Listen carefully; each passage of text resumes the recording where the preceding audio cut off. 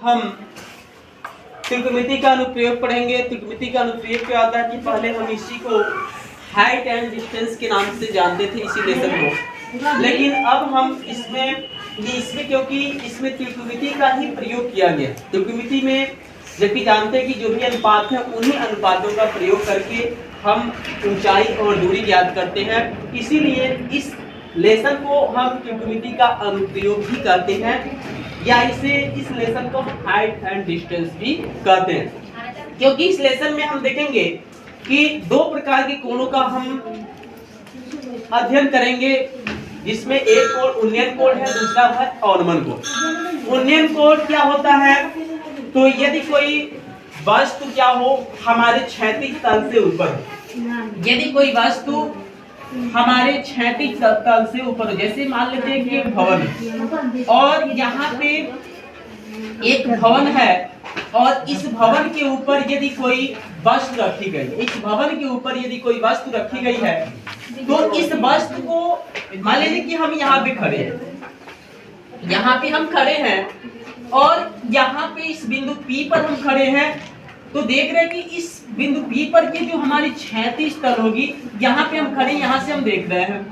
यहाँ से हम देख रहे हैं, तो हमारे क्षैतिज तल जो हमारे नेत्र का क्षैतिज तल है और इस भवन के ऊपर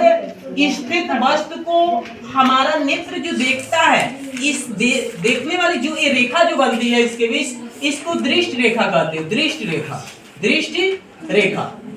और दृष्टि रेखा और क्षैतिज रेखा के बीच, क्षैतिज रेखा के बीच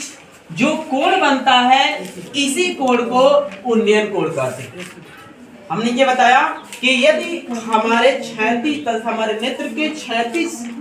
तल से, क्षैतिज रेखा से ऊपर यदि कोई वस्तु स्थित हो, तो उस स्थिति में उस वस्तु को हम देखते हैं, तो हमारे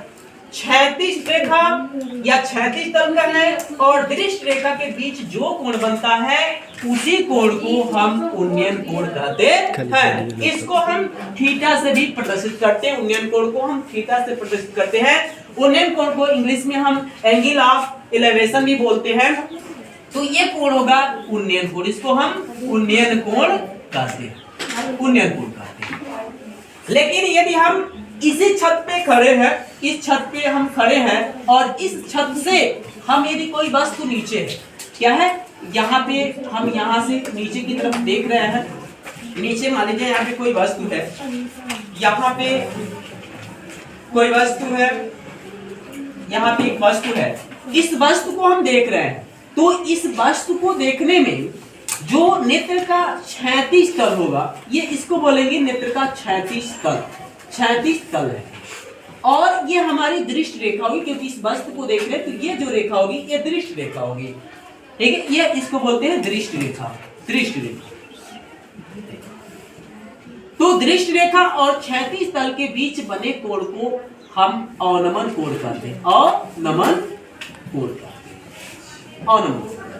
तो हमने अंतर क्या देखा? हमने अंतर यही देखा कि हम जब नीचे से ऊपर, अगर जो हमारे क्षैतिज तल से ऊपर कोई वस्तु है, हमारे नेत्र के क्षैतिज तल से ऊपर कोई वस्तु है और उस वस्तु को हम देख रहे हैं, तो उस स्थिति में हमारे क्षैतिज तल और कृष्णा यादव के बीच बने कोण को हम क्या कहते हैं? तो उस कोण को हम उन्नयन कोण कहते हैं। लेकिन यदि हम ये देख रहे हैं कि हम किसी ऊंचाई पर खड़े हैं और ऊंचाई से किसी वस्तु को देख रहे हैं, तो उस स्थिति में उस ऊंचाई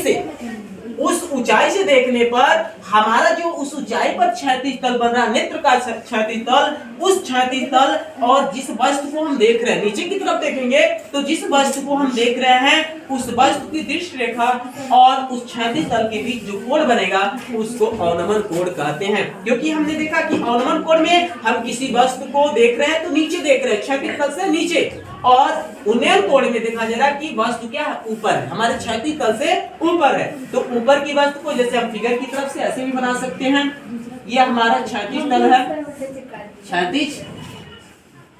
तल है, तल,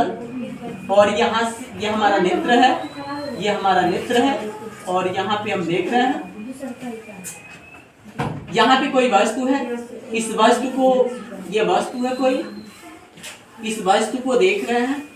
तो देखने पर में ये, इसको हम दृष्टि रेखा बोलते हैं, दृष्टि रेखा है, दृष्टि रेखा। तो इसके बीच ये कोण जो बनेगा, इसी कोण को उन्नयन कोण, इसको हम उन्नयन कोण कहते हैं, उन्नयन कोण कहते हैं। ठीक है, इसको उन्नयन कोण कहते हैं। और इसका मैं फिगर दूसरा बनाऊं अवनमन कोण का, तो इसके लिए हमारा नेत्र ये है, हम ऊपर खड़े हैं, ये हमारा नेत्र है, और नेत्र के 36 तल, ये 36 तल है नेत्र का,